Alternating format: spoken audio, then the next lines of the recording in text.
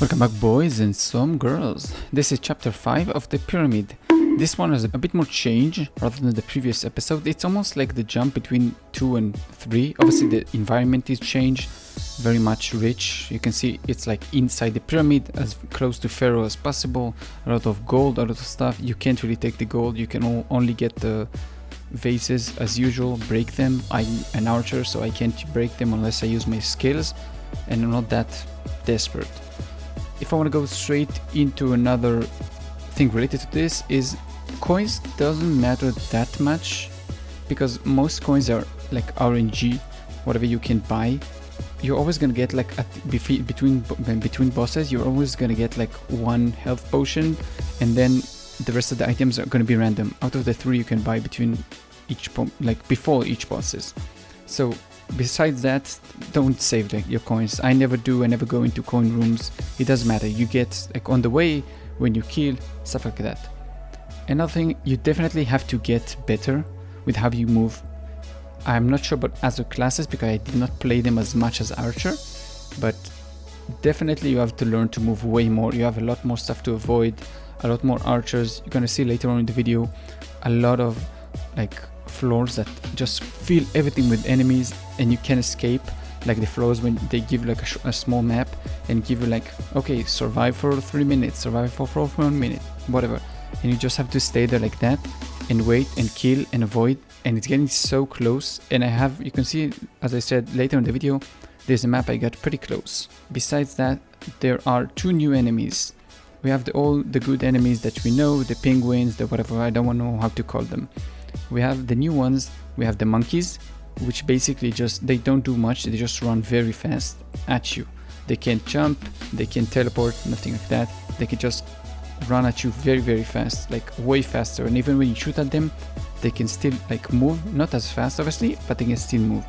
Second enemy is the archer. I don't know what kind of animal is that, like a duck or whatever.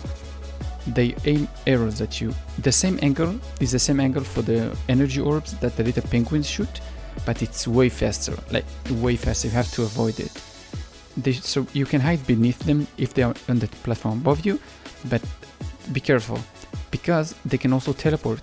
Once you go near them, if you don't kill them fast enough, they can teleport farther away from you. So just like we have the lions, which teleport right behind you and stab you in the back, these ones teleport from you. They run away from you because they can shoot you from like infinite range. So don't stand far away and think, oh, it's gonna be fine. Their arrows have infinite range. It just doesn't stop. The only difference is the angle. That's the only way you can actually use to avoid them. You can jump over it. It's fast, but it's not like bullet fast. You can jump over it, but you have to look for it. It's very thin, it's very small, and it's the same color as the background, so it's hard to see sometimes. Use the arrows that you get from the skill, from your basic skills, so much in this run. Just basically standing around and using the arrows not to get damaged, because you will see later on at the boss does a lot of damage. Was a lucky run. I got a lot of damage, like seriously a lot of damage. You can see me like later on in the episode, you can see me just mowing down enemy like crazy. This is sped up like 4 times, but you can see me mowing them like crazy because he's so strong. And as you get the level 3 of the arrows, even more, and you get like 5 arrows, and it's getting just way crazier. For the items, again, doesn't really matter. I say just get a bunch of HP, just so you won't die, because you can't avoid damage. You just can't. It's impossible. You can't avoid the damage. If you know of the mechanics, you can't avoid them. Besides HP, use dexterity. If you're a class that need to move a lot like me, because you can't stand around, you're gonna die fast. I need to open up the arrow and go back, so I use dexterity. Luckily this one I got like 8, I think late level 4 or level 6, something like that, for 800 coins. Just it's helping you a lot, because you can jump higher to avoid attack, you can jump higher to use your arrows to hit enemies, so that's why you don't actually get hit too much. When we get to the boss, I will explain to you the mechanics. Until then, enjoy the show.